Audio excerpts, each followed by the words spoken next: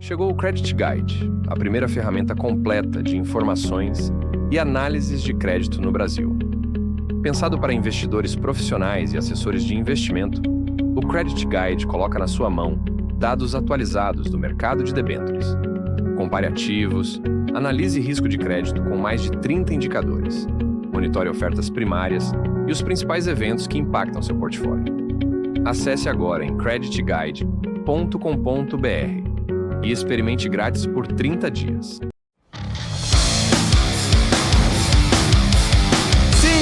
Sim, tá começando mais um Market Maker. Seja bem-vindo ao podcast da família investidora brasileira. Eu sou o Thiago Salomão e hoje no episódio 294 temos aqui a honra de receber Gustavo Blasco, ele que é CEO da agora Grupo GCB. O Grupo GCB, só para... até fiz uma colinha aqui porque eles atuam... é uma empresa do mercado financeiro, né? Atua focado em união de tecnologia e finanças para oferecer crédito, investimentos e outros serviços. E aí eles têm de atividade crowdfunding, tokenização de ativos, gestão de patrimônio, consultoria financeira, securitização e assessoria de investimentos. Nesse ano, em outubro, agora recente, a GCB unificou todas as suas operações dentro do grupo, passando a integrar um único ecossistema. E só para ter noção de números, né, a empresa nasceu em 2009, né, 2009. Que nasceu. E teve várias mudanças de lá para cá, mas hoje, 16 anos depois, eles estão com mais de 2,5 bilhões de reais sob custódia, mais de 3 bilhões de reais de créditos concedidos e contam com mais de 200 colaboradores. O Gustavo, ele fundou a GCB em 2009, era uma empresa bem diferente do que é hoje. Ele, nessa época, ele operava opções de ações, então passou por uma grande mudança ali dentro tanto do DNA dele como investidor ou profissional do mercado e até na GCB, né? A gente vai falar muito sobre esse mercado de crédito, principalmente no momento aí oportuno, né? Tivemos um novembro cheio de novidades ali envolvendo bancos e operações de crédito, enfim, a gente vai poder falar de muita coisa aqui. O Gustavo tem uma longa trajetória no mercado e vai trazer muita informação. Mas antes do papo, sempre importantíssimo, vocês já estão vendo a nossa mesa aqui, a câmera aberta vai mostrar, cheia de vaquinhas e barrinhas de proteína e tudo mais que a Mais Mu deixa aqui pra gente. Convidado nosso não sai de mão abanando. Então, meu querido Gustavo, você já vai ser recebido com os nossos presentes aqui, ó. Ah, tem de tudo. Opa, tem whey, obrigado. Tem pré-treino, ó. Toma aí. Valeu, agradeço. E tem isso aqui também, eu até já tirei antes de te dar, que são os vouchers de Vale Presente, o ticket dourado da Mais Mu. Esse aqui, ó, tem 5. Você dá para as pessoas que você mais gosta, que elas vão ter R$100 para fazer compras na Mais Mu. E a ideia da Mais Mu criar isso aqui é porque ela não é só uma produtora de barrinhas e outros produtos com proteína, mas ela também é a primeira empresa listada na B4, a Bolsa de Acesso, e as ações da Mais Mu estão lá. Então, se você gosta da Mais Mu, você pode comprar os produtos. Se você gosta muito, você pode virar sócio. As ações são negociadas nas corretoras do Itaú e da Genial, todas as quartas-feiras, através da B4. Então, tá aqui, ó. Coloca aí no seu super presente. E vou trazer de volta uma pergunta que faz tempo que eu não faço. Primeiramente, bem-vindo aí. Obrigado. Quem que é o Gustavo Blasco em 30 segundinhos? Sou um empresário que gosta muito de mercado de capitais, uma pessoa reservada que gosta de ler e ficar em casa. Gosta de ler e ficar em casa. Pô, gostei de... E me conta um pouquinho da GCB nesse comecinho. Eu queria que você explicasse um pouco da GCB hoje, mas até o que foi seu start para criar a empresa lá atrás. Perfeito. E no que ela se tornou hoje. A GCB começa, desde que eu entrei no mercado de trabalho aos 18 anos, eu comecei a operar bolsa e logo, como eu queria ficar rico rápido, que nem bastante ingênuo, comecei a operar opções de ações, né? Que é um negócio que tem bastante volatilidade. Mas ao longo do tempo eu fui entendendo um pouquinho mais e comecei a usar as opções, alguns derivativos para tentar maximizar o ganho da carteira, fazer hedge, etc. E aí eu comecei a operar, na época eu trabalhava no Citibank, né? Comecei a operar o pessoal dentro do banco, assim, alguns gerentes, alguns diretores, family and friends, e fui dando consultoria para esse pessoal operar em bolsa com as estratégias de opções.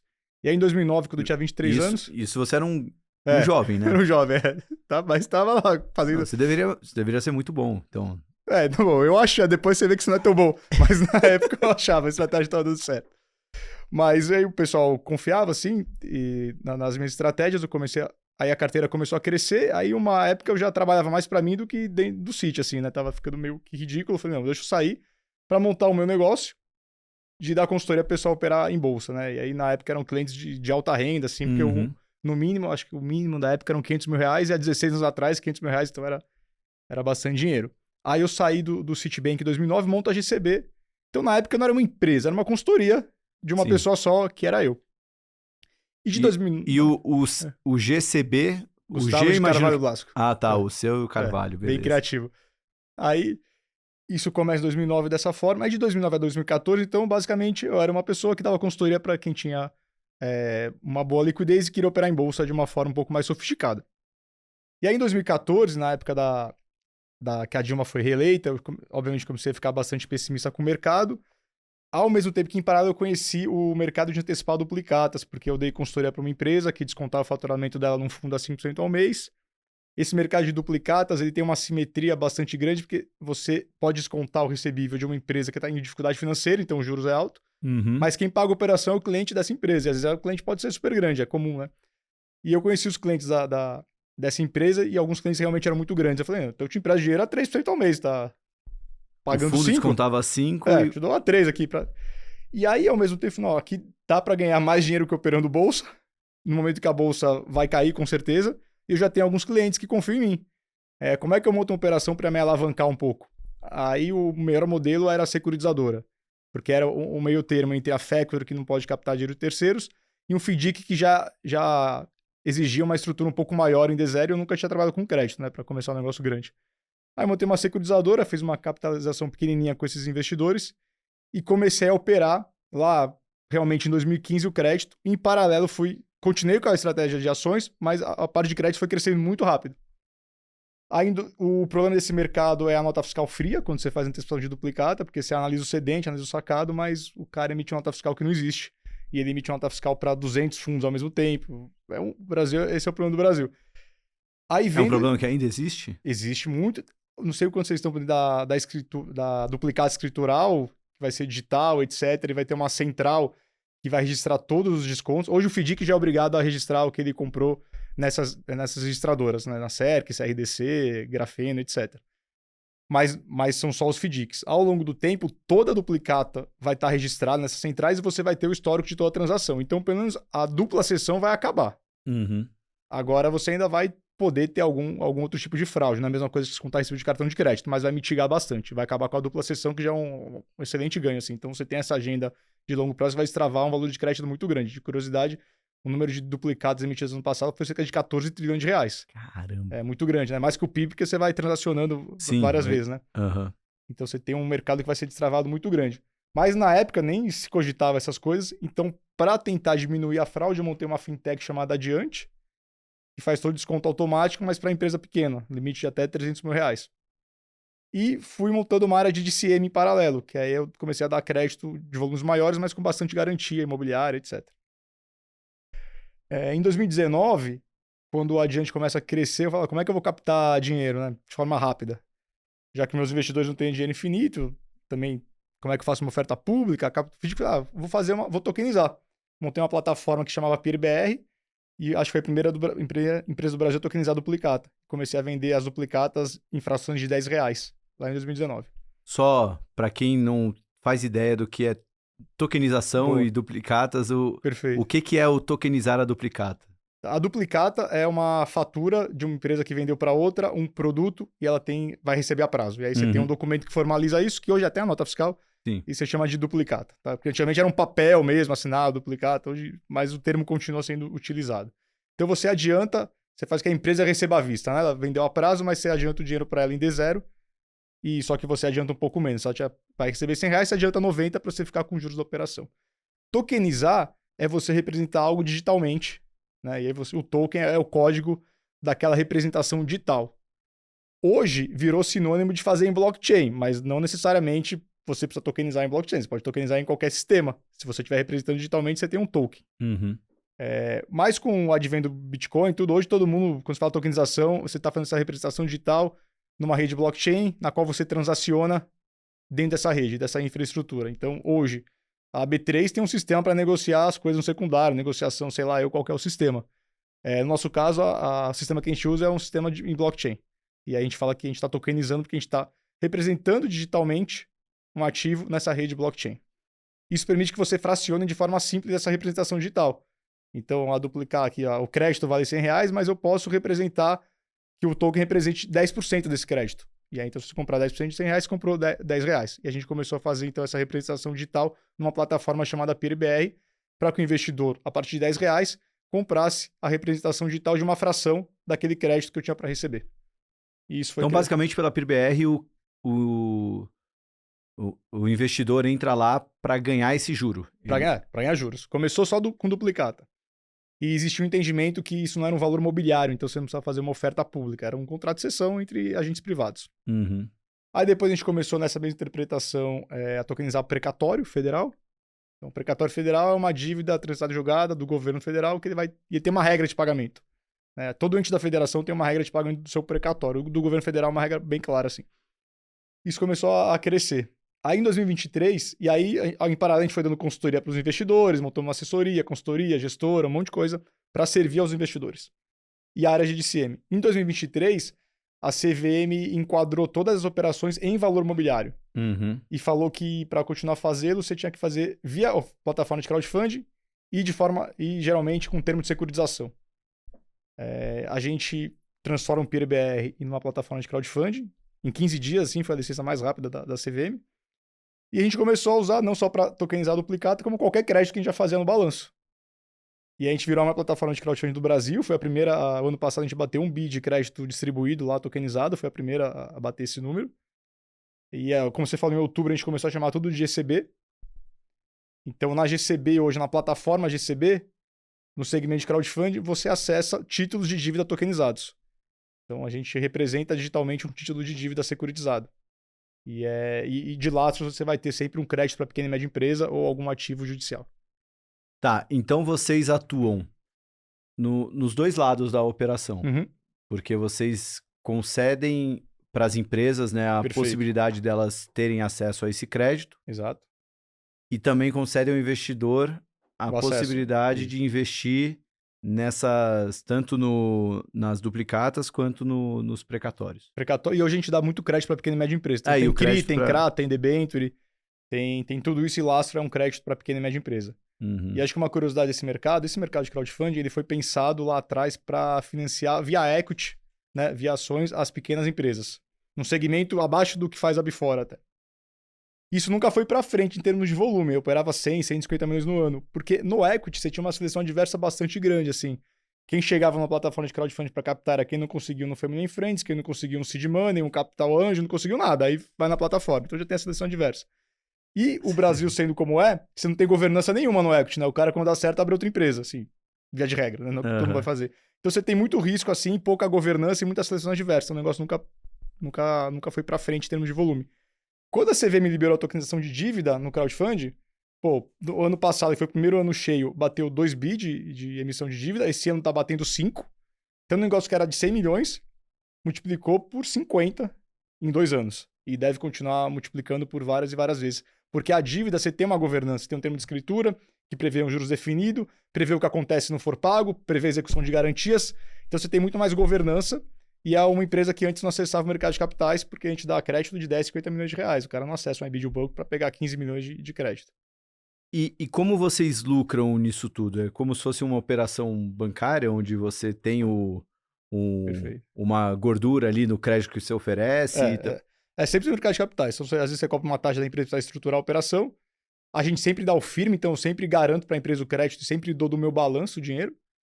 Depois que eu botei no balanço, me dê mais um, eu estou revendendo para o investidor e a gente faz uma compressão de taxa, né? Então, se eu emprestei a CDI mais 8, eu vendo a CDI mais 7. Uhum. E aí, essa compressão é como a gente ganha dinheiro. Tá, entendi. Boa. Bom, eu trouxe um assunto aqui pertinente para a pauta, que até quando você falou de crowdfunding, né? Rolou agora em setembro na CVM, ela abriu uma consulta pública né, até trouxe aqui exatamente na resolução CVM 88, né? Perfeito. Uma proposta de nova regra para substituir essa resolução. Essa resolução disciplina as ofertas públicas de distribuição de valores mobiliários de emissão de sociedades empresariais de pequeno porte, realizadas com dispensa de registro por meio de plataformas eletrônicas de investimento participativo, os famosos crowdfunding de investimento. Essa consulta pública vai até o final do ano, né? O CVM vai recolhendo isso. O quanto isso está inserido dentro do seu ecossistema? Imagino que muito, mas enfim, o que isso muda aí dentro da GCB? Muda dentro do mercado de maneira geral? Hoje até como recebeu, o nosso core do negócio é fazer a distribuição desse tipo de dívida. Então, pra gente isso aqui é algo super relevante sempre e super dentro do nosso ecossistema. Por que foi feita essa consulta? Porque o mercado que era de 100 milhões foi bater 5 bi em 2 anos, então obviamente a CVM foi se atentar a isso. E como a 88, que é a que você citou, ela foi feita mais pensando em captação de equity, tem vários ajustes necessários para você melhorar a captação de dívida. Não obstante o volume crescente, ainda tem muita coisa para melhorar. Então, é nesse sentido que a CVM faz essa consulta, na qual ela aumenta os limites, porque você tem tetos para fazer a captação. Você não pode fazer uma captação infinita. Para fazer captação infinita, você tem que fazer uma 160, que é uma oferta no mercado tradicional. Ela aumenta esses limites, amplia, flexibiliza algumas coisas na emissão. Então, um limite que antes era de 15 milhões vai para 25. Se for oferta securizada, chega em 50 milhões, que já é um limite bom. Ela permite que qualquer empresa capte no mercado de crowdfunding a despeito do faturamento, não tem mais limite de faturamento. Se é uma empresa de capital fechado, independentemente do seu faturamento, você pode ir lá e captar de 25 a 50 milhões, se for ver a securitização. Então, são várias coisas boas. E a parte mais técnica, ela enquadra em como se faz uma emissão de dívida, que tinha algumas lacunas. Além do que, a tokenização de dívida foi liberada via ofício, não via norma. E norma é um negócio que legalmente tem mais força. Então, você vai dar uma jurisprudência melhor, um enforcement legal, e ela também tenta trazer um institucional para o jogo. Ela permite a distribuição via DTVM, né, que são as corretoras tradicionais. Então, ela vem para exponenciar esse mercado. De pontos negativos, mas aí com certeza foram coisas que eles não pensaram na redação, na hora que foi escrevendo, foi mais falha redacional, e o mercado já está falando com a CVM. Do jeito que tá, tem 2 problemas. Ela impede o warehousing. O que é o warehousing? Eu, como GCB, toda operação eu compro e depois eu distribuo. E eu fiz 1 bilhão nesse mecanismo. Do jeito que está o texto, eu não poderia fazer mais que 50 milhões. Mas é porque não foi pensado para o warehouse. E o mercado cresceu por causa do warehouse, e com o warehouse você dá o firme da operação. Então isso é algo que precisaria ser ajustado para não matar o mercado de novo, e acho que vão ajustar. É mais redacional. E outra coisa, a CVM, como o mercado cresceu muito, ela viu que algumas das maiores securitizadoras do país, somente em volumes de CRs emitidos, são hoje plataformas de crowdfunding, como é o nosso caso. Acho que em CRs emitidos, a gente deve ser a maior do país já. Não em volume, mas em número de termos de securitização emitidos. Então ela falou, então agora todo mundo tem que ser securitizadora registrada na CVM, que antes não era obrigatório. O que é bom. A gente acha que é bom registrar a securitização na CVM, porque tem mais governança, mais transparência, você audita o balanço. Mas isso, em tese, implica que toda emissão siga o rito da 60, que é a norma que regula a oferta pública de títulos securitizados. E aí tem um monte de detalhezinho, como exigir auditoria de balanço de todas as pequenas empresas, etc., que inviabilizariam também o crowdfunding. Então, o ajuste que tem que ser feito a securitizadora tem que ser registrada, é melhor para o mercado. Mas a emissão não deve seguir o rito da 60, que é o rito de oferta pública. Se for para seguir esse rito, é melhor você fazer uma oferta pública. Então, são as 2 coisas que eu acho que precisa ajustar. Entendi. E como é que tem sido a evolução desse mercado, olhando para tanto CVM, Banco Central, né? O quanto que esse mercado tem forçado essa movimentação aqui, como tem sido essa ação e reação, né, entre órgãos reguladores e os players do mercado? Nos últimos anos, a gente vê tanto o Banco Central que tem uma cabeça muito boa assim, pró-mercado, pró-inovação, mas sempre pensando na segurança do investidor, mas pró-iniciativa privada, o que a gente acha muito bom mesmo. Acho que hoje a principal classe de ativos que você tem alfa no mundo é o crédito privado. O relatório da BlackRock desse ano, por exemplo, fala isso. Então, é lá fora também, porque você tem um fenômeno mundial. Eu vou separar aqui 2 nomenclaturas de crédito privado, tá? Você tem o crédito privado, que é todo aquele título de dívida que não é soberano, então é emissão de empresa privada. E você tem o crédito privado, aquela empresa de capital fechado, tá? E aí Quando a gente está falando do crédito privado da empresa que não é soberana, por definição é soberana, tipo a Vale do Rio Doce, a Petrobras, você não tem spread. Você vai comprar hoje no mercado a CDI mais meio, CDI mais zero, e lá fora é a mesma coisa, você não tem spread. Onde que você tem alfa hoje? Quando você financia a empresa de capital fechado. Tanto aqui quanto lá fora. É o único lugar que você tem alfa, que você tem realmente um juros que compensa o risco que você corre. Então, na hora que o mercado aqui, o regulador apoia isso, você apoia o investidor a acessar a única classe de ativos hoje que tem sentido em termos de alfa, relação ao risco-retorno. Por que você vai comprar um título CDI mais zero? Compra mais FT, né? Tem lógica, isso aí é um negócio de maluco mesmo. E você permite que a pequena e média empresa se financie no mercado de capitais. E o único jeito de você prover o crescimento econômico é você prover uma facilidade de fluxo de capitais e que financia os maiores projetos via iniciativa privada, que é quem consegue alocar bem o capital, e não via governo. Né? Você vê a história do mundo assim, desde a Revolução Industrial, ela está amparada numa evolução do mercado de capitais. Né? As grandes navegações foram financiadas pelo mercado de capitais, as ferrovias nos Estados Unidos foram financiadas pelo mercado de capitais. Então, o mercado de capitais hoje financia a inteligência artificial. Então, para o Brasil crescer, é fundamental que a pequena e média empresa acesse o mercado de capitais. Então, e a gente vê isso com muito bons olhos. Se continuar esse ritmo, e o Banco Central, o Ministério da Fazenda, todo mundo tem essa cabeça de como traz a pequena e média empresa no mercado de capitais. E acho que para finalizar e mostrar a importância disso, quando eu comecei lá em 2009, né, a grande discussão no mercado financeiro é como reduzir o spread bancário. Que era concentrado, os juros é alto, vamos aumentar a concorrência de banco, um monte de maluquice. E hoje, para a empresa grande, não existe spread bancário, porque ela vai no mercado de capitais e capta CDI mais zero. Então o mercado de capitais acabou com o spread bancário para a grande empresa. Na hora que a pequena e média empresa chegar no mercado de capitais, você vai matar o spread bancário também. Então é o mercado de capitais que reduz o spread bancário, porque traz a concorrência e fomenta o desenvolvimento. E eu fiquei com essa frase do maior alfa do mundo é o crédito privado. E você veio do mercado de ações e, bom, a gente está vendo essa mudança tanto de fluxo de investidores, né? Basta ver fundos de ações e multimercados, os resgates que tiveram e as aplicações em fundo de crédito. Basta ver as sopa de letrinhas aí, as LCIs, LCAs. Isso já é um reflexo dessa mudança de percepção ou no Brasil em especial existe esse fenômeno chamado taxa de juros extremamente alta que também até beneficia quem não quer se sofisticar muito, né? Afinal, com juro tão alto, você pode pegar um CDI careca que você já vai estar batendo boa parte dos fundos. Não, acho que no Brasil você tem esse efeito de fato, porque hoje no Brasil o crédito privado que existe como classe de ativos relevante na carteira do investidor são das empresas de capital aberto. O que a gente precisa levar para o investidor é o crédito privado da empresa de capital fechado. Isso não existe no Brasil. Agora que começou o crowdfunding. E lá fora tá muito mais comum. Você pegar Apollo, BlackRock, Blackstone, KKR, várias dessas empresas que têm mais de 100, 300 bi de dólar de gestão, já tem vários fundos deles negociados com o investidor pessoa física que no final vão investir no crédito privado, que estão concedendo crédito para empresa de capital fechado. Então lá você tem via fundo já muito acesso ao crédito privado nesse sentido, empresa de capital fechado. Aqui no Brasil você não tem. Você tem via FDIC, alguma coisa, mas ainda é um mercado muito pouco, de tamanho muito pouco relevante. Então acho que aqui ainda tem muito para surfar. Você tem a renda fixa como um fenômeno aqui pela Selic, mas você não tem o crédito privado na empresa de capital fechado. Mas me explica então melhor isso aí. O que é ter esse acesso à empresa de capital privado? Assim, até pegando como paralelo lá fora. Assim, o investidor vai ter que olhar o balanço da empresa, vai ter preço de tela, enfim. Tem dois jeitos. Você pode acessar via fundo. Hoje, alguns FDICs, quando você acessa, já está acessando isso. E para o investidor é mais fácil. Mas a tese que eu tenho é que no futuro, sim, o investidor vai acessar, como ele acessa uma debênture da Vale, ele pode acessar a debênture de uma empresa de capital fechado. E vai ter que ser uma proporção menor na carteira do indivíduo, mas que é onde tem retorno. E é isso que a gente acredita, é isso que a gente fomenta na plataforma. Com a tecnologia atual, é possível o investidor entrar e escolher o título de dívida que ele quer da empresa. Mas via fundo é uma outra opção.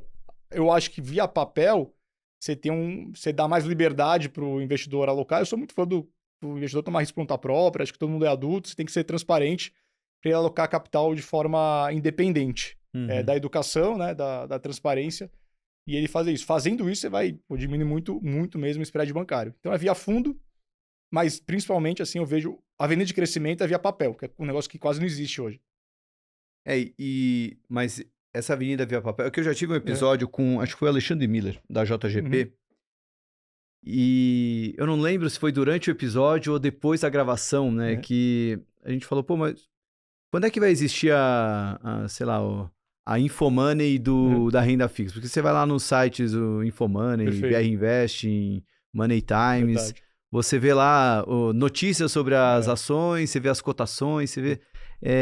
e aí ele falava, pô, você devia fomentar isso. Pô, mas eu vou fomentar isso, mas nem tem o mercado ainda, né? Será que não tem que vir o mercado primeiro, antes de fomentar? Enfim, tem alguma coisa lá fora que dá para ter como noção de benchmark, de, é assim que é feito lá fora, aqui poderia ser feito assim? Não, lá fora tem um gap, lá fora tem muito via fundo. Agora, via papel, você tem um gap meio que mundial de não ter... Você não tem o secundário de papel de crédito como você tem o secundário de ações. Então, eu acho que isso deve ser uma coisa que vai ajudar a chegar nesse momento. Quando você tiver o secundário mais ativo, e aí vão ser os pioneiros que vão investir em plataformas de secundário para o investidor poder transacionar de forma mais simples esses papéis. Eu acho que isso vai destravar, vai dar a liquidez necessária. Na hora que tiver liquidez, porque hoje a renda fixa não oscila, né? Você compra lá, fica marcando na curva, de vez em quando eu vendo de liquidez, perdi tudo. Mas quando tiver liquidez, você vê que aquilo oscila que nem um papel de ação, isso vai levar o investidor a ficar comentando, nossa, meu negócio caiu 1%, caiu 0,5%, vai trazer aquela energia e aí acho que vai ser natural. É que tem várias peculiaridades, né, no mercado de crédito que, assim, vai pegar, por exemplo, a ação, você falou muito da Vale. A Vale tinha a Vale 3 e a Vale 5. Hoje é só a Vale 3, né, que virou tudo ação ordinária. No mercado de crédito da Vale, vai ter a emissão do ano tal, vai ter a outra do ano tal, vai ter a cota sênior, a cota não sei... Então, às vezes a mesma empresa tem 30, 40, 50 tickers diferentes ali, né? Então... É mais difícil. Não, acho que o vencimento seria até o mais simples, mas realmente, aqui é subordinada, aqui é sênior, aqui tem tal garantia, aqui não tá. Acho que esse é um dos grandes desafios, você não ter um secundário na pessoa física tão pujante.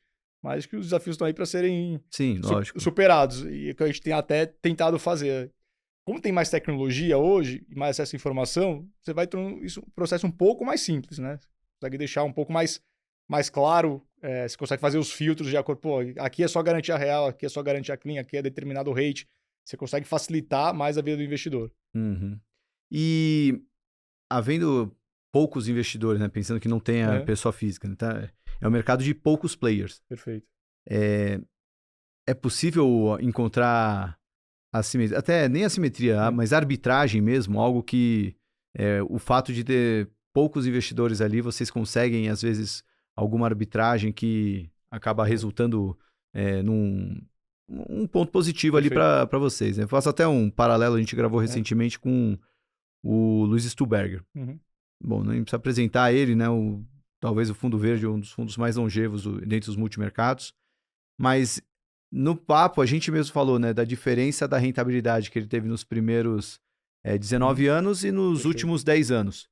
E uma das coisas que ele associou é até o mercado, ele era tão pouco, era tão raso, né, não tinha uma profundidade, tanto de produtos quanto de players, que você ganhava não na simetria, mas na arbitragem. Você conseguia fazer uma operação que era quase como aquele ganho garantido, entre aspas, que nunca é garantido, mas você conseguia arbitrar esse mercado. Como é que é para vocês na prática isso, pensando nas empresas de capital fechado? Arbitrar o papel em si, hoje você não tem, porque você não tem mercado para arbitrar o papel, mas você tem uma arbitragem de alfa, que eu diria de ganho, muito forte. Hoje, qual empresa que cresce 30%, 40%, 20% ao ano? Vai ser a pequena e média, né? Você não vai conseguir uma empresa gigante crescer 30% ao ano. Esse tipo de empresa, você consegue financiar projetos de alto crescimento. Então, a gente, às vezes, fala, como é que está a operação CD mais 7? Porque eu vi o projeto, um exemplo, eu vi que a empresa ela vai construir uma fábrica. Se ela construir essa planta aqui, ela vai conseguir vender X unidades do seu produto, com uma margem Y. Pô, então eu vi que aqui ela consegue uma margem de 30% ao ano. Então, se eu der uma dívida de CDI mais 7, a conta fecha. Eu ainda consigo de garantir toda a planta dela, todos os recebíveis, uma boa composição de garantias. Eu só estou conseguindo essa taxa porque eu não tenho concorrente. Então, hoje o alfa que eu falo tá no crédito privado, porque você tem poucos players atuando no segmento de empresas de alto crescimento. Não é toda empresa pequena e média que cresce muito, mas é lá que você encontra essas empresas. E aí, essas empresas que crescem muito, que tem margem alta, que tem EBITDA alta, elas conseguem pagar uma dívida cara. E aí, porque elas estão se alavancando para virarem as grandes empresas do futuro. E essa arbitragem existe. Você tem 3 caras correndo com você vai lá, dá CDI mais 7, porque você dá CDI mais 7, porque não tem ninguém para dar, não tem mercado. Quando o mercado tiver líquido o suficiente, essa empresa vai captar CDI mais 2. Vai ser ruim pra gente como empresário, vai perder essa gordura, mas vai ser bom pro país, porque aí até a pequena e média empresa vai ter um spread bancário pequenininho, isso aí vai fomentar o crescimento. Dá para contar algum caso, ou pelo fato de serem empresas fechadas, eu fiquei muito curioso de saber alguma empresa aí que vocês conseguiram fazer alguma operação aí. A gente tem feito bastante operação. Tem uma conhecida, mas eu não posso falar o nome. Assim, quando é conhecida, não quer que fale, né? Que tomou dívida cara. Mas o que eu posso dar de exemplo mais claro, acho que pro telespectador aqui, pra audiência, que é um negócio bem na vida do brasileiro, é comum quem tem empresário que tem algum dinheiro começar a investir em imóveis e em incorporação imobiliária. E é muito comum que tenha um cara médio que faz uma incorporação, um condomínio de casa pequenininho ou uma casa de alto padrão, e ele capta dinheiro com os amigos. É bastante comum. Quem é que nunca viu aquele amigo que constrói na Riviera ou constrói no interior e, pô, me ajuda aqui, capta dinheiro com 3 amigos. Aí um empreendimento desse cara, bem feito, roda 25% ao ano. E ele paga 25% ao ano pro sócio, porque é todo mundo sócio. Você chega pra esse cara e fala, em vez de pagar 25, paga 20 na dívida. Você não vai precisar lidar com um monte de cara que não entende, que se atrasar a obra vai te encher o saco. A gente tem um setor que vai profissionalizar pra você a gestão. A gente vai entender se o custo de obra é relevante, se a velocidade de vendas que você estimou tem sentido, então vai te ajudar e você vai pagar mais barato e ainda assim é alto. 20% ao ano é bastante coisa. Então isso a gente faz bastante. Acho que esse meio de incorporação mostra muito o valor que tem para destravar. Isso é porque você vê no dia a dia incorporadores ao redor aqui do estado se financiando na família e nos amigos a 25% ao ano. Nossa, interessante. Boa. Bom, trazer agora um assunto mais recente. Bom, a gente teve aí o episódio envolvendo o Banco Master, que, enfim, muito menos sobre o que aconteceu no Banco Master e muito mais sobre que aprendizados que a gente pode ter. E quando eu falo de aprendizados, aí acho que até você pode falar muito bem sobre isso, Blasco, porque você acaba atuando tanto no lado do investidor quanto do lado do emissor. O que já dá para tirar de lições desse evento, tanto olhando para reguladores, quanto para investidores, plataformas, emissores, quem vai emitir, enfim, acompanhando esse episódio, o que você já vê como reflexão e aprendizado?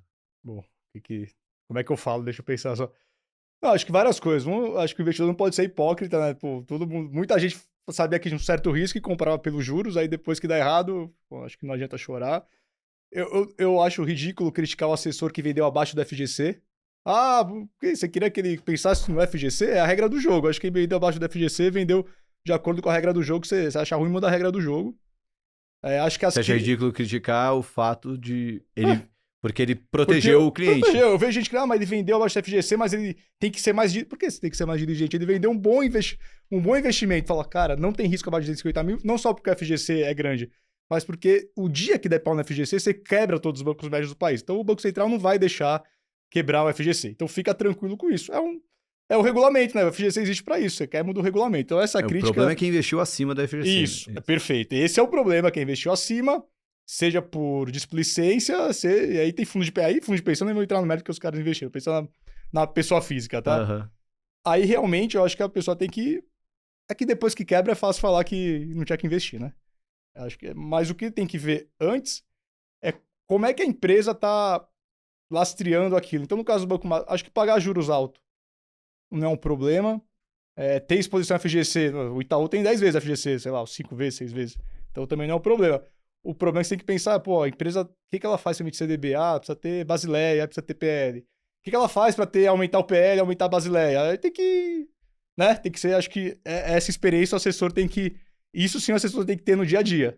Acho que atrás dos números do balanço é você ter um pensamento crítico. O que tá auditado? O que tá validado? Mas eu, como assessor, tenho que ter o senso crítico de falar, cara, mas tem lógica? Crescimento de 5 vezes o PL em X anos. Tem lógica ou é engenharia financeira? Essas coisas que você tem que ter o senso crítico. Vamos lá, né? O mercado financeiro por si só, acho que a grande beleza dele está em tudo tem seu preço. Quando tem um banco emitindo um CDB a 140 do CDI, enquanto a maioria emite a 100 ou 190 alto ou 100 baixo, alguma coisa tem ali para estar 140. Então, assim, talvez você nem precise fazer uma análise super profunda, mas você tem que entender por que ele tá pagando muito mais que os outros, né? Bonzinho ele não é, né? Não tá querendo te ajudar. Então, E assim, depois que você analisou e quis investir, não pode reclamar. Tá reclamando, claro, se tiver uma fraude, aí você pode reclamar pela fraude, mas não tem, enquanto tem nada provado, vamos falar do que tá na mesa. Você não pode reclamar, comprei um Bipar e o COI virou pó. Porque você ganhava mais, né? Tipo, por isso você tem que diversificar a carteira e você tem que ser... O investidor é fogo, né? Se o cara é agressivo para entrar no papel e é conservador quando dá o prejuízo. Então, eu acho que você precisa ser consistente com a sua filosofia de investimento, diversificar, é fundamental, e ser crítico. Acho que é ser crítico, é entender como é que da onde vem o crescimento. E é que eu até percebo também, Blasco, que eu sinto que alguns investidores eles têm receio de trucar o assessor. Então, às vezes, o assessor oferece como uma oportunidade de investimento e o investidor acaba aceitando, seja por desconhecimento Perfeito. ou assim, depois colocar a culpa no assessor. Pô, obviamente, não tô aqui para julgar se todo assessor é bonzinho ou todo Perfeito. assessor é vilão. Não, ele tá ali para resolver um problema do mercado que é te dar acesso ali. Mas acho que é um episódio que ele exige uma reflexão de todo mundo, né? Você como investidor não pode acreditar cegamente ou pelo menos saber fazer quais as perguntas certas a serem feitas. E acho que o ponto que, pelo menos quando me perguntam sobre isso, eu trago. Pô, era a parcela de investimento que você ficaria confortável de perder ou certeza. minimamente ficar sem liquidez, né? Até a resolução da FGC. Estava dentro do FGC essa parcela? Por que você investiu ali e não em alguma coisa mais conservadora? Ou até, não vou investir em ações porque é muito perigoso. Aí foi nesse CDB, enfim. Eu acho que são todas essas perguntas que o investidor tem que se fazer. E é aquela frase bem bobinha, né? Mas dá certo até dá errado, né? Meu assessor sempre me deu as melhores dicas, eu sempre fiz as coisas que ele mandou. Pô, mas se você fizer tudo que te mandam sem questionar, vai dar certo até dar errado. Eu acho que tem né? dois aprendizados, esses são importantes. A pessoa tem que estudar e buscar conhecimento para ser independente. O assessor tá para ajudar ela, mas não para se ababar. Assessorar. É assessorar. Se você delegar 100% a sua decisão financeira ou qualquer uma, você realmente vai sofrer algumas consequências. Então, acho que a primeira lição, a pessoa tem que ter o conhecimento mínimo para ser minimamente independente. E ela pode aceitar a opinião do assessor ou não. Mas ela tem que ter o crivo dela. Tem que passar por ela. Tá bom, ele falou isso. Eu sei que as pessoas têm incentivos, então tirando o incentivo que ele falou tem sentido, não tem. Então acho que o principal, se você é adulto, você tem que buscar conhecimento por conta própria para ser independente. E o segundo ponto é a diversificação, porque embora alguns casos sejam mais óbvios que vão dar errado, tem outros casos que não são óbvios que vão dar errado. Pode até falar da própria Americana. Assim. Exatamente. Um monte de gente até falava, eu sempre achei algo estranho. Né? Pô, mas, cara, olha quanto tempo existe Americanas, olha quantas pessoas passaram por lá, olha o quanto que ela representou e basta ver a reação do mercado quando saiu aquele fato relevante, né, das inconsistências contábeis, pegou todo mundo de surpresa. Então, assim, não dá pra falar que não era um conluio onde todo mundo tava segurando uma pirâmide, né? De fato, pegou de surpresa. E até você citou Americanas, o quanto esses fenômenos, eles são exceção ou é algo que é comum, entre aspas, no mercado de crédito, assim, pensando que você acaba estando exposto a isso, talvez por ter menos acesso à informação. Enfim, o que dá para tirar de paralelo desses casos isolados, mas que acontecem de vez em quando? Eu acho que você tem que ter a primeira perspectiva histórica que realmente alguns empreendimentos acabam dando errado em algum momento, ainda que tenham sido bem sucedidos no passado. Por isso que eu acho que a diversificação e estar antenado é importante. Tem duas coisas que eu jamais daria... se fosse uma análise cega, sem saber qual que é a empresa, tem dois negócios que eu jamais daria crédito no comitê de crédito. Banco, porque banco é um negócio que capta em D1 e empresta em 10 anos. E se espirrar, quebra, porque o tamanho do pé vezes o passivo é gigante. Então, não daria para nenhum banco. Porque se espirrar, o negócio quebra. E na história, tem vários bancos grandes que acabaram quebrando de repente. Ninguém sabia, quebrou. Jamais compraria uma Treasury, porque o governo americano é 9% de déficit ao ano lá. Como é que vai resolver aquilo se não for imprimindo moeda? Mas você dá. Então, você tem que ver que o mercado de crédito não é tão trivial. O rolar dívida o modus operandi do negócio e a alavancagem também. Então, se você tem um sistema que é baseado em alavancagem e rolar dívida, a cagada pode acontecer a qualquer momento, em qualquer lugar. Então, é muito importante você estar diversificado, muito importante, ter liquidez para poder sair rápido de algumas... Não em tudo, mas uma posição tem que estar ali para você poder se movimentar com rapidez e estar antenado. Boa. E sobre aí você como investidor, aí pegando um paralelo do Blasco trader de opções e Perfeito. o Blasco de hoje, algum aprendizado que você teve numa... né, eu brinco que um dia a gente ganha, outro dia a gente aprende, né? Pra não falar o erro que você teve, um aprendizado que você teve, tanto lá ali como opções, e você carrega até hoje, até aí dentro desse mundo do crédito. Eu acho que o aprendizado no crédito é a ser crítico, a ter boa composição de garantias, a não acreditar fielmente no que fala uma planilha ou etc. Entender que até quando tudo é fidedigno e quando tudo parece bom, o cenário pode mudar muito rápido. Covid, a crise de 2008, são coisas que aconteceram de repente, assim, né? Então você tem que estar preparado pro cisne negro, por exemplo. Você não sabe, é impossível falar qual que é a próxima crise, mas é possível falar que vai acontecer. E quando acontecer, vai parecer que, nossa, não estava preparado para isso. Então você tem que estar preparado. Geralmente é liquidez e diversificação, acho que isso é importante. Tradando bolsa, assim, o que eu aprendi pessoalmente é não empolgar tanto, porque então não fazer posições muito arrojadas, a despeito da confiança que você tenha na tese, etc. Então é limitar o tamanho da posição que você tem. E sem que...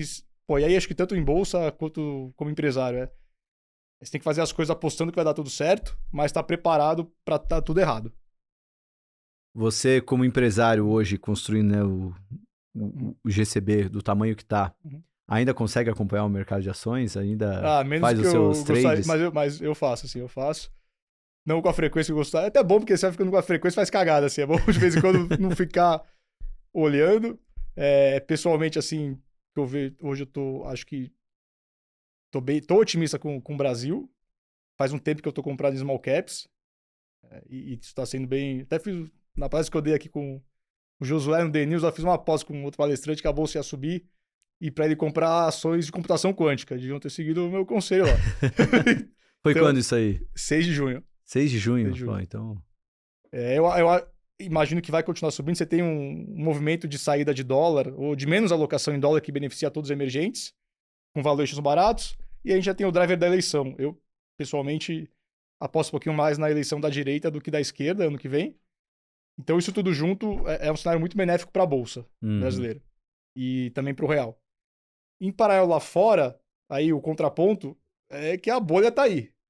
Em algum momento vai estourar essa bolha. Os investimentos que estão sendo feitos em data centers são bizarros. É muito parecido com os investimentos no final lá de 1800 em ferrovias. Era ferrovia para tudo que é lado. E agora é data center para tudo que é lado.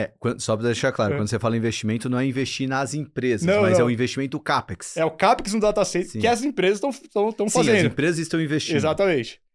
Então, a chance de estourar é 99,9%, o difícil é o time. Então, o que eu tô recomendando lá fora é mais caixa e eu pego as ações de computação quântica como se fosse uma opção. Põe um pouquinho aqui, que isso aqui estourar, vai estourar mais que opção. E bastante caixa. E aqui dentro também é small cap, mas caixa também, porque quando estourar lá fora, você tem de imediato um reflexo aqui. Essa é a minha alocação atual. E bem ou mal, o caixa ainda... Você é bem pago para esperar, né? Você é bem pago para esperar. Você consegue fazer uma... Pô, legal. O quanto essa...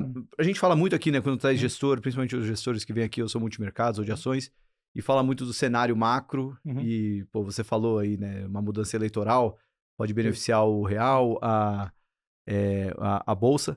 Mas dentro do mercado de crédito, a gente falou muito de coisas que já estão acontecendo, que independe do governo, né? São muito mais soluções que vocês estão gerando, né? O mato ainda é muito alto, então não precisa de um vento nas costas. Perfeito. Mas com vento nas costas, isso deve ajudar ainda mais. O quanto isso entra ali no plano de vocês, ou até pensando, né? Pô, se a Selic cair muito, vai ajudar ainda mais a acelerar esse mercado. Enfim, como é que é na prática isso, esse mesmo discurso que a gente fala para a Bolsa, mas dentro dos mercados da GCB? A gente analisa, na prática a gente usa mais como para análise de cenário de risco, Porque é aquilo, a empresa precisa crescer a despeito do cenário. Então, PIB caindo, subindo, a gente tem que estar preparado para crescer. Só que na mitigação disso é importante. Então, exemplos bestas. Se a gente acha que o risco de a inflação subir ele é relevante, quando você vai financiar uma incorporação imobiliária, você tem que estar preparado para o aumento de custo de obra. Né? Se o setor agro vai ter problema de preço de commodity, você tem que ser mais criterioso se você for fazer uma operação de barter, uma operação que vai ter como garantia sacas de determinado grão. Então, a gente utiliza o cenário macro para mitigar risco em operações específicas. E claro que a gente entende que quando os juros cair, você pode ficar um pouquinho, não muito, mas um pouquinho mais leniente na construção do crédito, porque as empresas vão ter mais capacidade de crescimento e mais capacidade de pagamento. Mas o ponto principal do dia a dia é ver aquele setor, como é que ele é impactado, para a gente ver onde que a gente tem que aumentar a composição de garantias, que a probabilidade daquilo dar errado, ela vai aumentando por inflação, por juros mais altos, por problema setorial de commodity, etc. E até continuando nessa parte final da resposta, e talvez seja o paralelo que eu mais faço ali quando vai comparar o investimento em ações e em crédito, né? Que em ações, para você perder todo o seu capital investido, a empresa precisa deixar de existir, né? E é algo muito difícil de acontecer, até pelo simples fato que uma empresa é feita lá tem seu prédio, tem tudo, a estrutura, então minimamente ela vale ali o valor patrimonial dela, né? Então, às vezes, até uma opção de você conseguir comprar algo abaixo do caixa líquido, abaixo do valor patrimonial, que em momentos de muito pânico isso acontece. Ela pode ficar lá por muito tempo nesse preço, mas sumir ela não some. No mercado de crédito, não, porque se a empresa sumir, ou se a empresa tiver um problema não pagar, aí você toma na cabeça isso e pode perder 100% do capital. Num cenário de juros mais alto, isso obviamente, essa chance aumenta, né? Como é que é feito aí essa mitigação, tanto para quando vai oferecer o crédito, até para na parte de investir? Que aí, mas na teoria, você primeiro recebe a dívida, depois o equity, né? Então, tem esse ponto. Tem esse ponto. E antes a empresa vai deixar de existir, mas se ela não deixar de existir, ela vai ter que, de alguma forma, renegociar aquela dívida. Ela não pode só não pagar. Porque senão ela vai ficar sendo executada e o acionista não vai receber nada. Então não sei se eu não acho que a diferença é essa ação é melhor comprar, porque de algum jeito ela vai existir, mas se algum jeito existir, ela vai precisar de algum jeito pagar aquela dívida. Então, eu acho que aqui eu não vejo com você essa relação, compra ação, porque ela não vai deixar de existir. Mas compra a dívida, porque ela também vai ter que dar um jeito de, ainda que der um haircut, de pagar. Obviamente, na hora que você vê downside e upside, o upside é infinito. E a dívida, o upside, ele é limitado. A taxa de juros compactuada. O que a gente entende é que como você faz com que essa alocação de dívida ela tenha sentido, visto que o upside ela é limitado, ainda que seja um upside alto, se os juros for alto. É a estrutura da operação e a composição de garantias. A gente não dá crédito clean, por exemplo. Então aqui tem que ter uma boa composição de garantias, porque quando você tem uma boa composição de garantias, você tem uma dívida de 100 milhões e 200 milhões em imóveis. Você está protegido, porque essa empresa, deixando ou não existir, querendo não pagar os credores quirografários, aquela dívida com garantia está com a garantia já alienada. Então a gente mitiga esse risco na garantia. Tem que ter uma boa composição de garantias. Para despeito do futuro da empresa, a garantia está atrelada àquilo. Então, isso é o que protege a gente nos investimentos. Blasco, olhando para os braços ali do GCB, o que pode destravar um crescimento maior da empresa? Olhando para a empresa, né? Pô, o que a gente... Aí eu não estou falando de juro alto, juro baixo, governo A ou B. Dentro dessas evoluções que a gente vê, por exemplo, tanto do lado de tokenização, enfim... a própria resolução 88 da CVM. E o que ajudaria a destravar ainda mais o modelo de negócio do GCB? Tem um projeto de lei na Câmara que já foi aprovada na primeira comissão, que eu não lembro o nome, que é o projeto de lei do deputado Luiz de Orleans e Bragança, lá, o deputado príncipe, né, que é da família real. Sim, ele já veio aqui no podcast. Boa, legal. O projeto de lei é dele, e esse projeto de lei ele prevê a criação do CRM, que é o Certificado de Recebível Mercantil, que teria como lastro a emissão de dívida de pequena e média empresa e seria isento de imposto de renda. E eu acho que é um projeto bastante relevante, porque hoje grandes empresas do setor imobiliário, do setor agro, conseguem se financiar de forma isenta. Tem até banco que emite CRA às vezes. E a pequena e média empresa, que já tem que pagar os juros maior, não tem isenção tributária. Então, esse projeto de lei, eu tenho bastante convicção que ele destravaria bastante valor para que o investidor aloque mais capital no título de pequena e média empresa, que aí para a gente seria também um golaço, porque beneficiaria o nosso negócio de forma direta, que é trazer mais empresa para esse mercado de capitais. Então isso, um negócio que tem mais pensando em regulação, em legislação, é um negócio que travaria muito valor.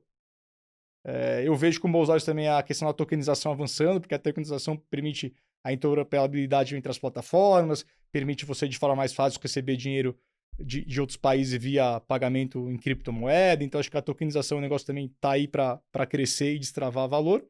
E tirando essas duas coisas que eu vejo com mais relevância, fatores exógenos da GCB, o resto é trabalhar mesmo. E me conta qual é a diferença de ser o CEO de uma empresa de poucos funcionários ali quando começou. Não sei se era uma eu-presa ou tinha mais gente. E hoje uma empresa com 200 funcionários. O que mudou no Blasco executivo, já gerindo uma empresa bem maior? Menos operacional, né? Obviamente, zero operacional e mais dor de cabeça de mais responsabilidade, acho que é o principal. Então você tem 200 pessoas, 200 famílias que dependem do sucesso da empresa, além dos investidores, etc. Então acho que essa responsabilidade ela muda totalmente de patamar quando você é sozinho, quando você tem uma empresa com várias famílias que estão no dia a dia. Acho que é uma mudança bastante grande. Tem a mudança também com pessoas, tem que melhorando sua inteligência emocional, porque aí o dia a dia de você é liderar pessoas, criar os incentivos corretos, né, dar as motivações, então você acaba sendo um gestor de pessoas. E o que vai fazer a empresa ir para onde você quer é contratar as pessoas com a cultura alinhada, colocar elas em funções que elas estão preparadas e que elas têm capacidade e dar os incentivos corretos. E aí o dia a dia do CEO tem que virar isso, cultura e incentivo, né? E como você desenvolveu isso? Foi por conta própria? Foi buscando leituras, cursos? Foi visitando outras empresas? E como foi esse processo? Porque ninguém nasce CEO, né? Você começou no mercado como um bom trader, que o pessoal já até confiava em você ali nos 20 anos. E você foi construindo isso tudo, mas ninguém nasce com essa habilidade. Como é que você desenvolveu isso? Acho que é muito aprendizado e é muito erro, né? O erro vai aprendendo, erra e vai aprendendo. É ruim quando você erra com pessoas, mas acontece, né? Você erra na gestão de pessoas, vai aprendendo. Aí quando você senioriza a equipe com pessoas de mercado com aquela expertise, te ajuda demais. Recentemente eu montei um conselho consultivo com um pessoal bem bom de mercado, com uma puta experiência e também ajuda. Então, basicamente foram 3 coisas, né? O erro do dia a dia levando aprendizado, e tentar sempre agir rápido e voltar atrás, né? Fez cagada, volta atrás. Essa humildade é fundamental. Trazer para perto de si pessoas com experiência, seja como executivos da sua companhia, ou seja como alguém que vai te dar conselho e lendo, né? Geralmente, o pessoal sabe aquele que vê as cagadas dos outros e fala, então, beleza, se o cara bom fez essa cagada, eu vou seguir o conselho dele e não vou fazer. Aprende com os erros dos outros. Qual foi o momento mais difícil seu como investidor e também como empresário? A pandemia, com certeza, que na época da pandemia, o meu principal negócio já era conceder crédito e vender isso para investidor. E aí eu tinha certeza que nenhuma empresa ia pagar e nenhum investidor ia mais alocar capital. Então, assim, meu negócio não existe mais, né? Se eu não consigo receber o dinheiro que eu emprestei e não consigo captar dinheiro para alocar capital em crédito novo, o negócio vai morrer. Então, foi realmente o maior sofrimento que eu tive lá na pandemia, durou uns 3, 4 meses, depois aqui você renegocia, o investidor comprou aquele título de dívida também, está disposto a esperar um pouquinho mais para receber, e as coisas foram indo. Mas, foram 3, 4 meses, é tempo pra caramba, né? Dormindo e acordando agora todo dia. Parece pouco, mas na hora... Não, todo dia parece que não tem uma eternidade, né? Não, e com uma pandemia em volta, né? Como é que foi? Nossa, com uma pandemia em volta, foi terrível. Mas quando é que você viu que a neblina abaixou assim, tem futuro aqui? Como é que foi? O que vocês tiveram que fazer para... Na época, a gente tinha uma emissão de dívida para alguns investidores para financiar a compra de duplicatas. Era uma debênture financeira lá, que tinha um vencimento super curto lá na época da pandemia. Então eu falei, o pessoal a debênture vai vencer, você tem como laço para dar indação de pagamentos recebíveis que não vão ser pagos. Falei, morreu. Aí, falando com os investidores, a maioria aceitou renegociar a debênture para mais um ano. Pra gente dar laço, para dar tempo pro pessoal pagar. E quando eu fui propor isso, eu tinha certeza que ninguém ia aceitar. mas eu fui propor o que eu tinha que fazer. E aí, quando 80% aceitou, e falaram, não, inclusive tinha outra operação de crédito, eu compro, porque o juros chegou em 2%, né? Isso. Então o Roberto Campos salvou muita gente. E aí eu percebi que o buraco, a gente ia sair do buraco. Pô, que bom, que da hora. E como investidor, teve alguma, talvez lá na época de trade de ações, alguma tungada ali que você tomou, um dia muito difícil?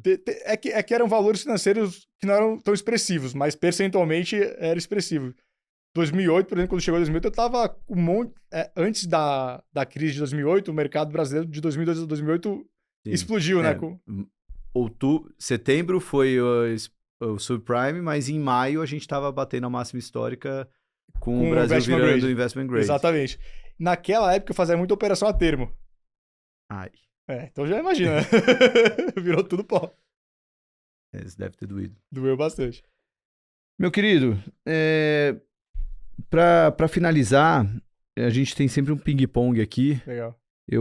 Mas tem algumas coisinhas aqui que tô na cabeça aqui pra perguntar. Eu vou fazendo o ping-pong tradicional. Beleza. E aí eu vou fazendo as perguntas só, mas já deixar o agradecimento. Você que tá vendo o episódio ainda, deixa aquele joinha no vídeo, se inscreve no canal. Estamos crescendo bastante, queremos crescer ainda mais. Blasco, o nosso ping-pong tradicional começa com os livros. E é legal porque eu não te brifei de nada, então vou te pegar na surpresa. Primeiro, eu quero uma recomendação de livro de mercado. Eu gosto muito do Reminiscências de Operador de Bolsa. Olha lá. Que conta uma parte da história do Jesse Livermore, que é um negócio, um dos maiores traders de todos os tempos. É a história do Jesse Livermore, mas não fala que é o Jesse Livermore. Leia já supondo que é ele, assim. Teve uma tradução nova que, putz, é muito feio eu esquecer o nome da nova tradução, porque eu escrevi o prefácio. Mas é a Memórias... Acho que Memória de Operador de Bolsa. Acho que era memória, não usava o termo reminiscências, que até depois eu vi que o reminiscências era a maneira certa de dizer, mas enfim, mas é uma outra tradução. É muito legal esse livro. Esse livro é espetacular, né? A história do Jesse Livermore é espetacular, embora triste no final. Um livro tema livre. Tema livre? Cara, tema que eu gostei muito é A Ciência da Imortalidade. Foi escrito por um cara que era diretor de inovação no Google, com um médico, PhD, não sei o quê. E aí, aí é um negócio bem futurista, assim, a tese dos caras é que um dia a gente vai chegar na super longevidade, né? E aí, o que você, como pessoa, faz para ir acrescentando um ano de vida, expectativa a cada ano que passa, para você ter tempo de chegar, né, nessa super longevidade que vai ocorrer com a singularidade, que a singularidade é quando os conhecimentos de inteligência artificial, de nanotecnologia, de biotecnologia convergirem, e você vai conseguir, na visão dos caras, viver para sempre, né? Mas embora você não vá viver para sempre, eles te dão vários passos de saúde, assim, de que você pode fazer no dia a dia, coisas bestas, desde cortar carboidrato até exercício físico, meditação, mas com muita ciência. Tudo tem estudo. Eu quero fazer um estudo gigante de metadados, pegou todos os estudos disponíveis na época e foi fazendo os indicadores estatísticos. Então é bastante legal, assim. Eu gosto muito do tema de longevidade. Esse livro é bem legal. Você gosta do tema de longevidade porque você quer viver pra sempre ou simplesmente porque pra sempre não, mas não quero chegar com 80 anos e tá sem sair da cama. Então acho que a gente tem que se cuidar. Viver bem por mais tempo. Exatamente. É porque tem um contraponto aqui, eu sempre recomendo esse texto, porque foi um dos textos mais legais que eu li esse ano. Não sei se você chegou a ler um artigo do Jason Zweig, escrevendo 1 ano depois da morte do Daniel Kahneman. Não. É um texto, porque vai um pouco na contramão. Porque o Daniel Kahneman, só depois de 1 ano da morte dele, foi revelado que ele fez o que é chamado de suicídio assistido. Perfeito. Né? Que ele foi lá acho que foi pra Suíça, né? E ele conta a decisão do Kahneman aos 90 anos de idade. Quando ele fez 90 anos, ele falou pra família... Não, quando ele ia fazer 90 anos, ele avisou, vou fazer isso. E ele não tava doente, ele tava piorando, mas ele não tava doente. E ele viveu esse último ano com a família, com os amigos, e o Jason Zweig, que é o mesmo autor do investimento de longo prazo, né? Um livro... É um grande escritor aí. E ele conta isso nesse artigo. É uma leitura... Mas o ponto que fica ali o Kahneman não queria viver a tempo suficiente para ter alguma demência, acamado, né? alguma doença que ele perdeu tanto a esposa quanto a mãe. E ambas não reconheciam ele quando estavam perto de morrer, né? Então, é algo que ele... É quase como um contraponto à longevidade, né? Obviamente, você tem que se cuidar, mas ele não tinha essa ambição de viver para sempre. Pô, bem legal. Acho que é a primeira vez que recomendo A Ciência da Imortalidade. Não lembro aqui.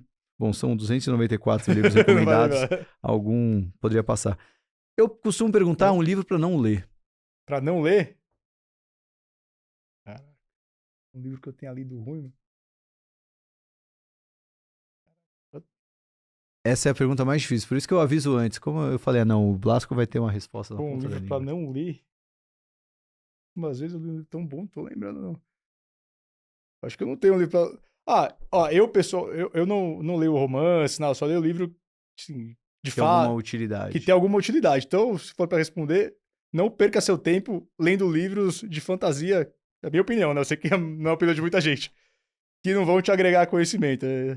Se é diversão, você vê mais na televisão. E quando você falou da ciência da imortalidade, o que você colocou em prática na sua vida depois Cara, na disso? época eu coloquei muita coisa, agora o negócio se perdeu aí, depois que tendo filho, então acabou o tempo, mas... cortar... Uma época eu era zero carboidrato, jejum intermitente... Meditação, você chegou a meditar? Até hoje eu medito, não medito com frequência, mas quando eu tô mais estressado, algum problema eu medito, adoro, é muito bom, é que rotina eu não consegui botar isso bem encaixado, que nem se faz com exercício, mas meditação é muito bom, cara. Seguindo o ping-pong, uma música e por que essa música?